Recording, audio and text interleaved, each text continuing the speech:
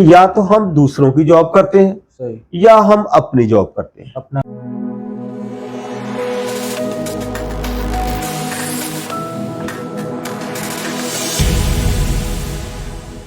खुशामदीद दोस्तों, हम सोच किस नई एपिसोड में। इंडिया की इंडस्ट्री जो है, बॉलीवुड इंडस्ट्री जो है, वो अपनी कई मास्टरपीस मूवीज की वजह से बहुत मशहूर है। 1957 में एक मूवी आती है मदर इंडिया के नाम से। अब आज हम किसी मूवी का रिव्यू नहीं देने लगे, बल्कि इस मूवी की स्टोरी से मिलती जुलती हमारी जो आज का टॉपिक है ना, वो स्टोरी से मिलता जुलता है। तो ऐसा होता है कि मूवी के अंदर एक गरीब किसान औरत अपने बेटे की शादी के लिए एक बनिए से या मनी लेंडर जो होता है, जो उधार देता है, उससे 500 रुपया उधार लेती है और बदले में उसे अपनी ज़मीन का चौथा हिस्सा उस बनिए को गिरवी रखवाना होता है। सिलसिला चलता है। जब फसल की कटाई का वक्त आता है तो बनिया अपना हिस्सा लेने जाता है, तो कहता है कि मुझे ज़मीन के 3 हिस्सों की पैदावार दे दो। वो औरत अपना सर पकड़ के बैठ जाती है कि मैंने तो बात तो हमारी हुई थी सिर्फ एक हिस्से की। वो बनिया कहता है लिखो, ये देखो लिखा हुआ है यहाँ पर, तुमने अंगूठा भी लगाया अपना। पंचायत होती है, पंचायत वाले कहते हैं जो लिखा हुआ है हम तो उसी को मानेंगे। तो क्या होता है, वो बेचारे 25 साल तक उस जमीन के 3 हिस्से का जो पैदावार होती है वो उस बनिया को देती है। उस दौरान उन पर बड़ी मुश्किलात आती है, फाके होते हैं, वो एक हिस्से से उनका गुजारा नहीं होता। उसमें जो लीड किरदार है वो अदा किया होता है नरगस ने, जो अपने ज़माने की एक मशहूर अदाकार थी। वो संजय दत्त की वालदा भी हैं और सुनील दत्त की बीवी थी। सुनील दत्त में यहाँ पर अपनी बीवी का बेटा बनने का किरदार अदा किया। ये थोड़ा चले उस वक्त के मामला थे। तो खैर, ये इस मूवी से लोगों ने बहुत सबक सीखा, उससे बहुत ज़्यादा ज़रायत के अंदर बहुत सी तब्दीलियाँ आई। ये लोगों को जो मैनिपुलेट किया जाता था उनकी फाइनेंशियल नॉलेज के लैक की वजह से, ये है असल बात जो हम करेंगे कि लोगों के पास माशी जो इल्म होता है, जो फाइनेंशियल नॉलेज का जो फुकदान होता है, उसकी वजह से लोगों को एक्सप्लॉइट किया जाता था। लोग ज़मीनों पर कब्जे कर लिए जाते थे। तो मसला बात यहाँ पर हम ये है कि आखिर फाइनेंशियल नॉलेज की जरूरत सिर्फ बिजनेस के अंदर जो अकाउंट मैनेजर्स हैं उनको ही जरूरत है, या बिजनेस पर्सन को जरूरत है, या आम बंदे को भी फाइनेंशियल नॉलेज होना चाहिए। जो माशी मामला तो उसकी समझबूझ होनी चाहिए। ठीक है, क्योंकि आपको अगर ये समझबूझ नहीं है तो लोग फिर आपके साथ जमा तफरीक करके आपको एक्सप्लॉइट करेंगे।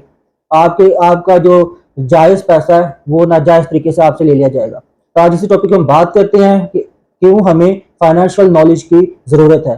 तो बढ़ते हैं अमजद साहब की तरफ। तो अमजद साहब, आप इस बारे में ज़रा रोशनी डालें कि फाइनेंशियल नॉलेज की हमें क्यों ज़रूरत है। मैं हूं अमजद वैस, थैंक यू सो मच। आपका सबसे पहले कि मैं इसका पहले जवाब दूं, मैं अपनी लास्ट जो वीडियो है सीक्रेट ऑफ प्रॉस्पेरिटी, इस हवाले से अपने जो व्यूवर्स हैं उनको मुबारकबाद देता हूं कि एक दिन में 200 से ज़्यादा जो हमारे व्यूज़ हैं और सब्सक्राइबर जो है वो बड़े हैं।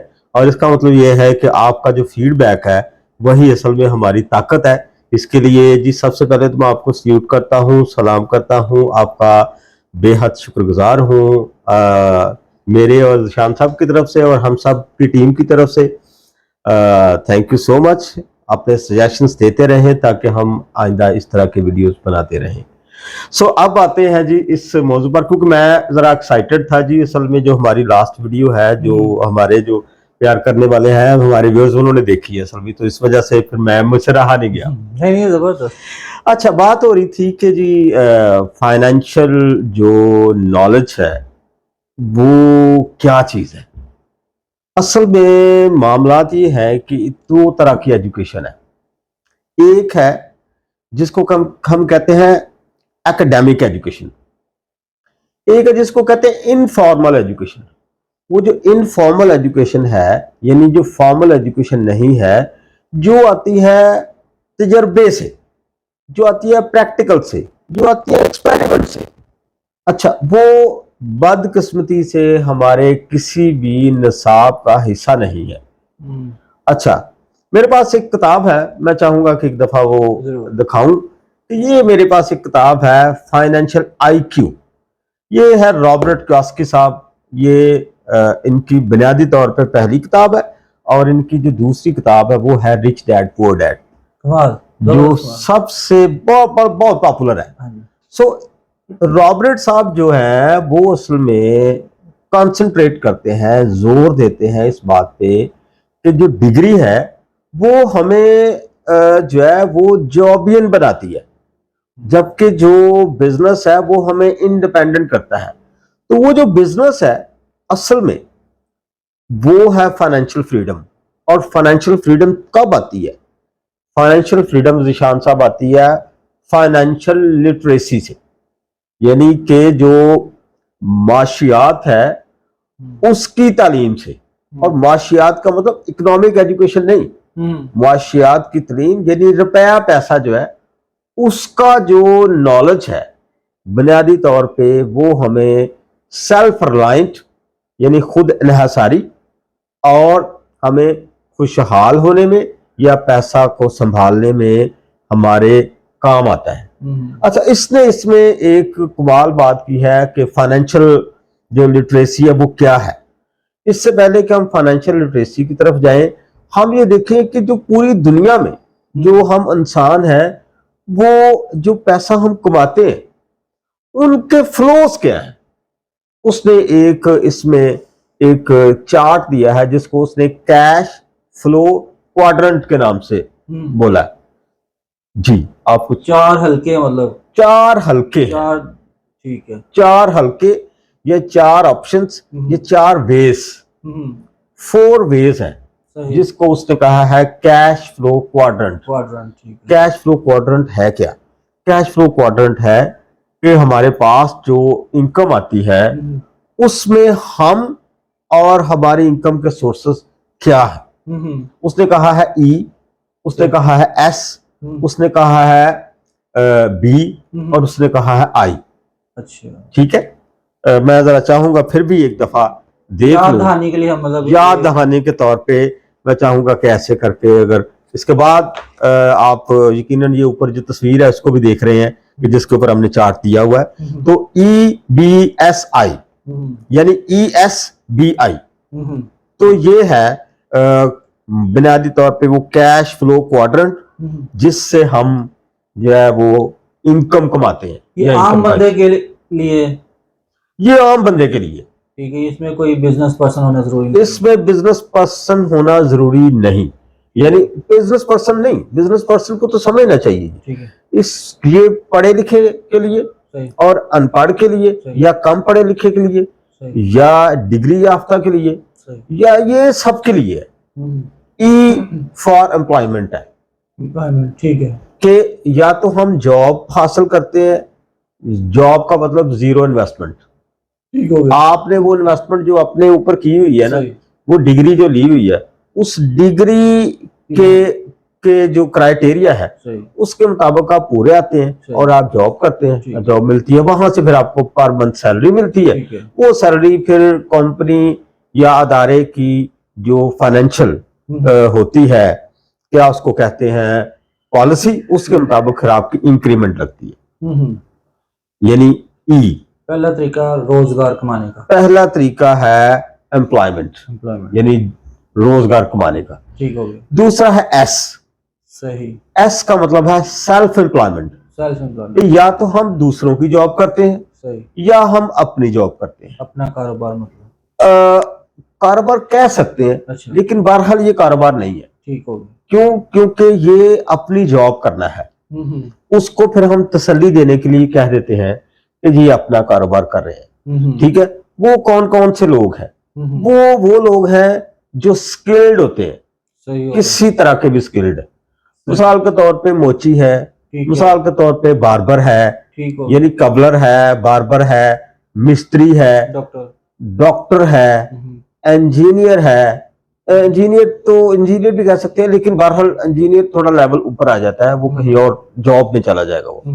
लेकिन ये वो जॉब है, सुनहरा है, ठीक है, रंगसाज है, ये वो लोग हैं जो दिहाड़ी पे भी जाते हैं, शॉपकीपर है, आजकल करियाने की दुकान, आजकल जो है फ्रीलांसर भी है, ठीक हो गया, ठीक है ना, उसी में आ रहे हैं, सेल्फ एम्प्लॉयमेंट में, कि वो अपने बॉस आप है, ठीक हो गया, ठीक है। अब उसके स्किल सेट ने जो है वो तय करना है कि उसकी आमदनी कितनी है। एक जो लोहार है उसका 1 घंटा और जो सुनार है उसका 1 घंटा, उसमें फर्क है, ठीक हो गया, ठीक है। एक जो कंपाउंडर है, कंपाउंडर लफ्ज वैसे बोल रहे हैं लेकिन हम रवायती तौर पे बोल रहे हैं, कंपाउंडर जो है उसका और जो डॉक्टर है उसका 1 घंटा, उसमें फर्क है। फर्क है। ठीक है, यानी स्किल सेट ने साबित करना है कि भी आपकी आमदनी क्या होनी चाहिए। यानी या हम जॉब के जरिए या हम खुदकार जॉब के लिए, यानी अपनी जॉब के लिए, सेल्फ एम्प्लॉयमेंट के लिए हम जो है यानी स्किल जब हासिल करते हैं तो फिर हम जो है उससे फिर जो भी हमें आमदनी आती है वो है। इसके फायदे भी हैं, जॉब के फायदे भी हैं। जॉब का फायदा ये है कि आप जब जॉब करते हैं तो इसका मतलब यह है कि आपने वो 10 घंटे 12 घंटे 8 घंटे काम करना है, उसके बाद उसके महीने बाद आपको इनकम आनी। आपने एक आना भी खर्च नहीं किया, जबकि आपको महीने बाद पैसे मिल रहे हैं। ये दूसरा तरीका हो गया रोजगार कमाने का। पहला ये एम्प्लॉयमेंट, सेल्फ एम्प्लॉयमेंट है कि आपने थोड़ी सी इन्वेस्टमेंट की हुई है या स्किल बेस आपने कोई काम किया है, उस पर आप काम करते हैं। आपका मूड बनता है आज हमने नहीं जाना, आप किसी के पाबंद नहीं है, आप ना जाए। समझ गया। ठीक है, यह है सेल्फ एम्प्लॉयमेंट। अब इसमें क्या है, इसमें आपका स्किल आपके लिए काम कर रहा है। ठीक है। अब तीसरा हिस्सा जो है वो है बिजनेस। ठीक हो गया। अच्छा, बिजनेस में क्या होता है? बिजनेस में जो लोग हैं वो आपके लिए काम करते हैं। सही सही। उसके लिए क्या है, वैसे तो जो बिजनेस है वो कम से कम आपके जो एम्प्लॉय हैं वो 50 के करीब होने चाहिए। अगर 50 से ज्यादा है तो आप बिजनेसमैन है, अगर 50 से कम है तो फिर आप सेल्फ एम्प्लॉयड है। सेल्फ एम्प्लॉयड है। ठीक है, जैसे दुकानदार एक सेल्फ एम्प्लॉयड होता है, उसके दुकानदार एक, उसके पास 8-10 मुलाजिम है ना, फिर भी वो सेल्फ एम्प्लॉयड है। ठीक है, अगर 50 मुलाजमीन से ज्यादा है तो फिर आप बिजनेसमैन, हम बिजनेस कह सकते, फिर हम उसको कह सकते हैं कि ये बिजनेसमैन। ठीक हो गया। चौथी इसकी किस्म जो है इसको कहते हैं इन्वेस्टमेंट, यानी इन्वेस्टर, आई। ठीक है, यानी ESBI। ठीक है, वो क्या करता है, जो बिजनेसमैन है उसके लिए लोग काम करते हैं और वो उनकी सुपरविजन करता है या उनको उसमें इन्वेस्टमेंट करके तो फिर वो उसमें से चीजें बेचता है, तो फिर लोग वो अपना पैसा, जबकि जो इन्वेस्टर है उसके लिए पैसा उसके लिए काम करता है, कर रहा है। बिजनेस के लिए लोग उसके लिए काम करते हैं। सेल्फ एम्प्लॉयमेंट के लिए वो अपने लिए काम करता है, जॉब के लिए वो किसी के लिए काम करता है। तो ये कैश फ्लो क्वाड्रेंट है, ये इसके जरिए हम अपने लिए कोई ना कोई इनकम करते हैं। अभी हम इसके फायदे और नुकसान की तरफ नहीं गए। सॉरी, पूरी दुनिया में मतलब जो भी पैसा हम कमा रहे हैं इन 4 तरीकों से कमा रहे हैं। इन 4 तरीकों से कमा रहे हैं। एम्प्लॉयमेंट से, या हम जॉबियन होते हैं, एम्प्लॉयमेंट जॉब करते हैं, या हमारी शॉप होती है, हम सेल्फ एम्प्लॉयड होते हैं। ठीक है, और उसमें हम डिफरेंट प्रोजेक्ट्स पर काम करते हैं, एक प्रोजेक्ट खत्म होता है दूसरा पकड़ लेते हैं, तीसरा पकड़ लेते हैं, ऐसे नहीं दिल करता कभी तो नहीं करते। ये अगर सेल्फ एम्प्लॉयड, ये सेल्फ एम्प्लॉयड। तीसरा हो गया आपका बिजनेस, जिसमें आपके लिए लोग काम करते हैं, आप एक अदारे की बुनियाद रखते हैं। ठीक है, आप उसके CEO होते हैं या आपके मालिक होते हैं, जो भी आप करें। और चौथा आता है इन्वेस्टमेंट, जिसमें आप पैसा इन्वेस्ट करते हैं, बेशक आप सोए भी हैं, आपका पैसा काम कर रहा है। 4 तरीके से आप अपनी रोजगार कमाते, इनकम कमाते हैं। 4 ठीक हो गया तरीके हैं, इसको अखलाकी तौर पे बोले तो 4 हलाल तरीके हैं जिससे आप रिज़्क कमाते, जिसको स्टेट एंडोर्स करती है। ठीक है, बाकी तो जो कुछ है वो ठीक हो गया। ठीक है ना जी। तो ये है। अब इसमें अब हमने अगर इस सारे सिनेरियो में अगर हमने फाइनेंशियल फ्रीडम हासिल करनी है तो हमें क्या करना पड़ेगा ताकि हमारे फाइनेंशियल डिसीजन कोई और ना करे। जॉब का फायदा तो ये है कि आपको कहते हैं ना, मी आए नेरी आए, आपको पैसे मिलने रहे, लेकिन उसके साथ एक डर जरूर लगा रहता है। वो ये है कि आपकी परफॉर्मेंस अगर कम हुई या आप बॉस को पसंद ना आए या आपकी कोई डिसओबीडियंस है या कोई आपका कोर काम है, आप यू विल बी शूट। ठीक हो गया, आप रेस्टिकेट हो सकते हैं, फायर हो सकते हैं। ठीक है, तो आपका सारा मामला खराब हो सकते हैं। आपने विद इन द सैलरी ही रहना है और फिर साल बाद आपकी सैलरी 10% या जो भी हुकूमत का अनाउंसमेंट हो उसके मुताबिक आपकी सैलरी बढ़नी है, लेकिन वो आपकी सैलरी जो है वो आपकी जो इन्फ्लेशन है, यानी जिसको हम महंगाई कहते हैं, उसके साथ मीट नहीं कर पा रही। इस वजह से जो जॉबियन है वो ना तो कभी खुशहाल हो सकता है ना ही वो बदहाल हो सकता है। क्योंकि बदहाल इसलिए क्योंकि वो अगर तो कोई अच्छी जॉब कर रहा है तो फिर उसको पैसे तो आ रहे हैं, ठीक है ना, लेकिन अगर वो किराए पे रह रहा है तो उसने किराया भी देना है, बिजली के बिल भी देने हैं, फूड भी है, मेहमान भी आने जाने हैं, बच्चों की एजुकेशन भी है।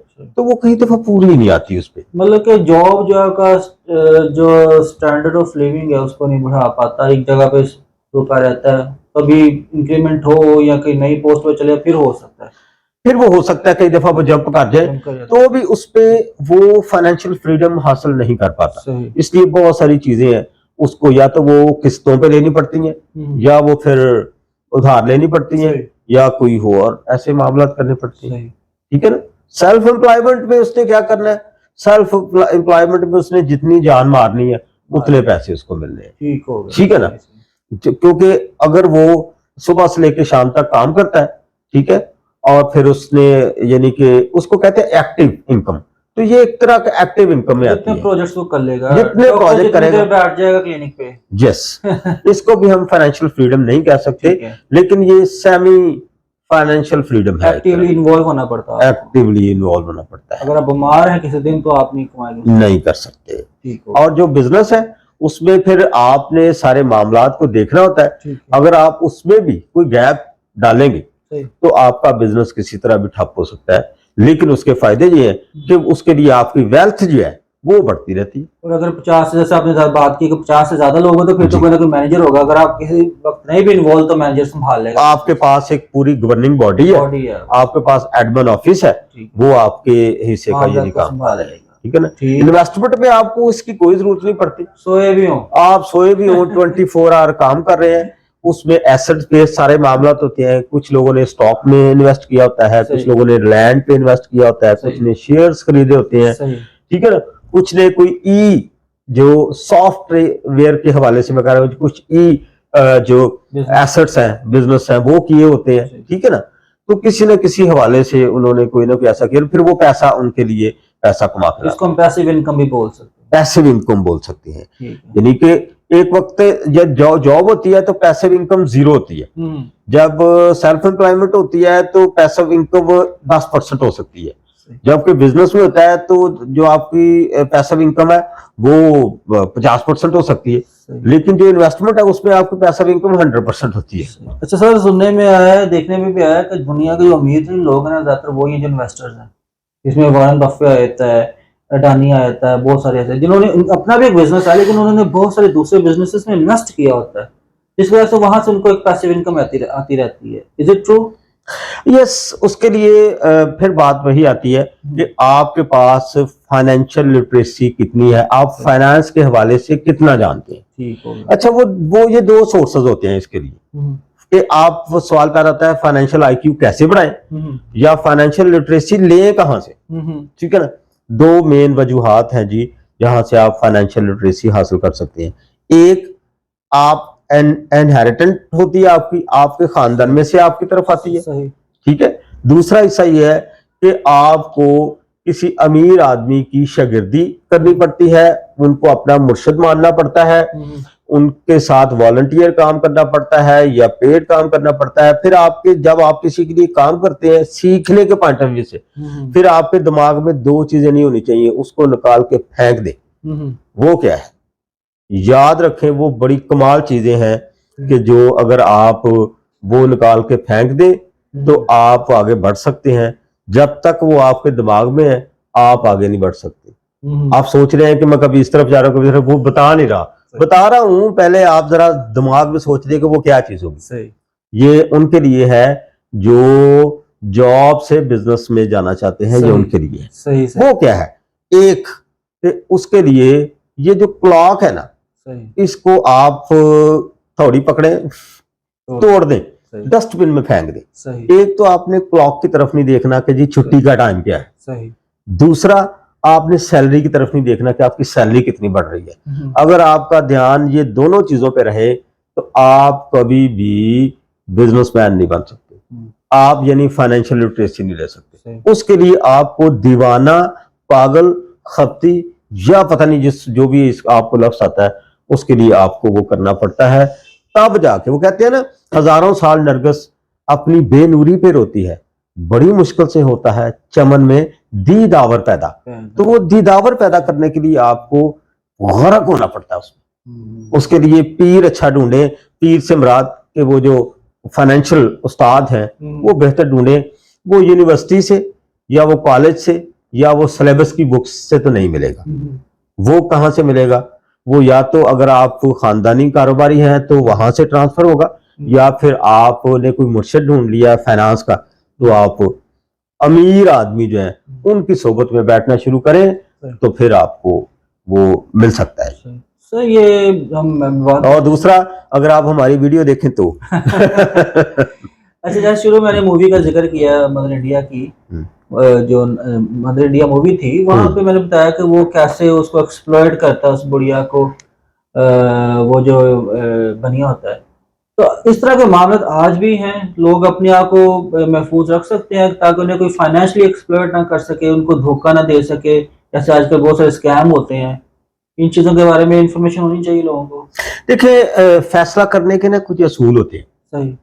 फैसला करने का जो नंबर 1 असूल है वो ये है कि आप वक्त ले लें। सही। पहला असूल। और अगर किसी की जमानत है या कोई फाइनेंस इन्वॉल्व है और आपके पास सिर्फ बचा खुचा वही कुछ है, तो उसके लिए तो आपको पहले टाइम ले लेना चाहिए। ठीक है, आप बेशक 1 मिनट ही ले लें, आप 2 मिनट ही ले लें। ठीक है, जब कभी इस तरह का फैसला करना हो जिसमें आपने किसी की जमानत देनी है या आपने कोई ऐसा कोई कोई कोई कॉन्ट्रैक्ट लिखना है, कोई चीज करना है, तो फिर कोई बुजदल सा बंदा ढूंढे, उसको फोन करें, उससे मशवरा करें। लेकिन अगर आपने इन्वेस्टमेंट करनी है तो फिर बिजनेसमैन और बहादुर बंदा ढूंढे। सही, बिल्कुल। ठीक है, क्योंकि अगर आपने कोई जमानत के मामले में या इस मामले में किसी बहादुर से मशवरा कर लिया ना, आप फंस गए। ठीक है, कोई नहीं यार, देखी जाएगी। उसने कहा ना, कोई नहीं, देखी जाएगी। ठीक है ना, इसलिए जो भी आपसे को कहे उससे आप कुछ मिनट ले लें, मशवरा कर लें, उसके बाद उसको देखें। और सबसे बेहतरीन बात, आप लॉयर से मशवरा करें। मेरे साथ लॉयर को जो है वो इन्वॉल्व करें किसी तरह। लॉयर को लाजम थोड़ी सी फीस होती है, बंदा अच्छे वकील के पास चला जाए, किसी वाकफकार के पास ना आ जाए, फिर काम खराब हो जाता है। माजरत के साथ किसी अच्छे वकील की फीस अगर 500 है ना, हाँ जी, तो उसको 1000 दे दें। 1000 दे दें, ठीक है ना, आपकी जान जो है ना वो आपका जो घाटा है ना वो बच जाए। मेरे साथ सर मामला हो चुका है, मैंने किसी के साथ, किसी ने मेरे साथ मामला किया कि भाई आप मुझे इतने पैसे दे दें, मैं आपको वापस कर दूंगा। मैंने उसको ये तो लिखवा दिया कि मैंने इसको इतने पैसे दिए, ये ना लिखवाया कि इसने मुझे वापस भी करने हैं। ये बात उसकी मैंने उसकी जुबान की लाज रखी, मैं यार दे देगा, ये नहीं मैंने लिखवाया। फिर जब ऐसा मामला बना तो पंचायत बैठी, तो उन्होंने कहा भी जो लिखा है वही होगा, इन्होंने आपने इनको दिए लेकिन लेने का तो आपने क्या लिखा नहीं हुआ। तो फिर मैं भी क्या करता, फिर खैर मुझे भी वो मदर इंडिया वाली मूवी वाला फिर सीन सारा हुआ मेरे साथ। यार उस वक्त नादानी का दौर था, लेकिन अब इतनी अक्ल आ गई है और अल्लाह ताला भी अपना फजल करता है, खुदा भी अपनी रहमत करता है, बाज़ औक़ात हमें बहुत सारी मुश्किल से बचा देता है। लेकिन आप सच्चे होने चाहिए, आप सच्चे हैं तो कोई किसी न किसी जगह से मदद मिल जाती है। अच्छा सर, अब हम अगली बात करते हैं। एक बात इसमें ऐड कर लूं, फिर अगला क्वेश्चन जरूर कीजिएगा। एक बात याद रखें कि जो आपसे प्यार करता है ना वो आपसे जमानत नहीं लेता, और जो आपसे जमानत लेता है ना उसके बारे में गारंटी नहीं है कि वो आपसे प्यार करता है। बिल्कुल ऐसे, सो सिंपल। बिल्कुल ऐसे, उसके साथ भी मामला पूरे करें। यस। सर ये जो हम बात कर रहे थे कि लोग जो है पॉवर्टी साइकिल जो होता है, सर्कल होता है, सॉरी पॉवर्टी सर्कल, गुर्बत का एक हल्का होता है, उसमें बाहर निकलना बात करते हैं लोगों के लिए बहुत मुश्किल होता है। क्या वो तरीका का स्टेप है जो वो ले सकता है कि इस तरह इस गुर्बत के चक्कर से बाहर आ जाए इंसान? फिर वही बात होगी कि उसको फाइनेंशियल लिटरेसी सीखनी पड़ेगी। अब आप मुझसे अगला क्वेश्चन करेंगे कि बार बार आप फाइनेंशियल लिटरेसी कह रहे हैं, सारे लोगों को फाइनेंशियल लिटरेसी का तो पता नहीं है। आपको रुपए के लेन देन का पता होना चाहिए। सही हो गया। ठीक है, आपको आवत जावत का पता होना चाहिए, क्या आ रहा है और क्या जा रहा है। ठीक है, एक वाक्य है छोटा सा। मेरे जो ना मेरे मामू एक जगह रहते थे, वो इधर जो वहां पर ना एक शख्स था, उसको सारे लोग बुढ़ा जीज कहते थे। अब बुढ़ा तो वो किसी एक का ही था, लेकिन वो सारा मोहल्ला उसको बुढ़ा जीज कहता था। बुढ़ा जीज जो है उसकी खूबी ये थी कि उसके वो उसने स्कूल का मुंह नहीं देखा हुआ था, लेकिन वो पिछले कई दहाइयों से, यानी कि 2-3 दहाइयों से कमेटी डालता था।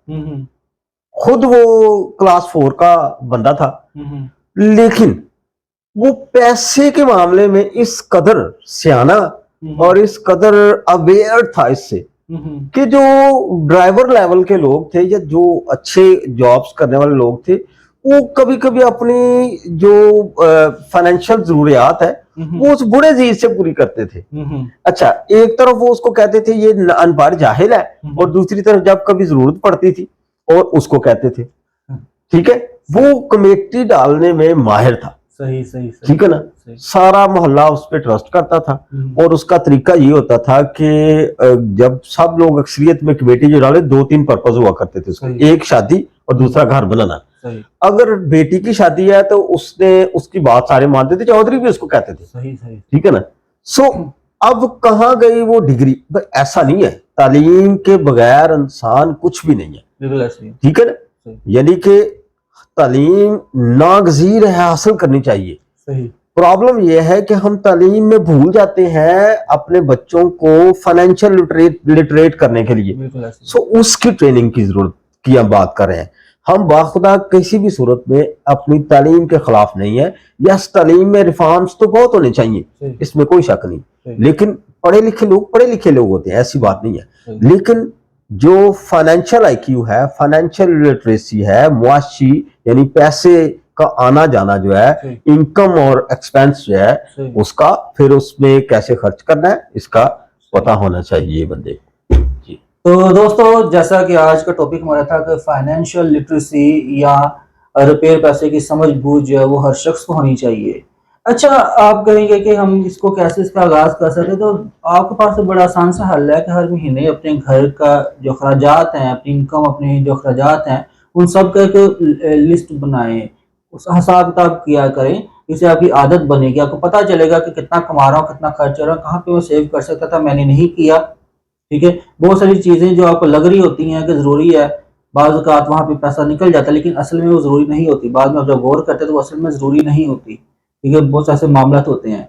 तो फाइनेंशियल लिटरेसी हर शख्स को इसके बारे में आगाही होनी चाहिए। ठीक है, आप यूट्यूब पे वीडियोस देख सकते हैं, और हर शख्स अगर नौकरी करता है तो उसे कोशिश करते रहना चाहिए कि साथ साथ कोई बिजनेस भी करे जिसकी उसके समझ बूझ हो, जहाँ सीख ले उसको, वो इन्वेस्टर बन सकता है, वो अपना बिजनेस कर सकता है। शाम को अगर उसके पास टाइम होता है तो तब भी अपना बिजनेस, मैंने एक ऐसा शख्स देखा है जो पीआईए में नौकरी करता था और शाम को अपनी गोलगप्पे की रेडी लगाता है, गोलगप्पे की ना, इधर डी ग्राउंड में, उसका एक हाथ भी नहीं है।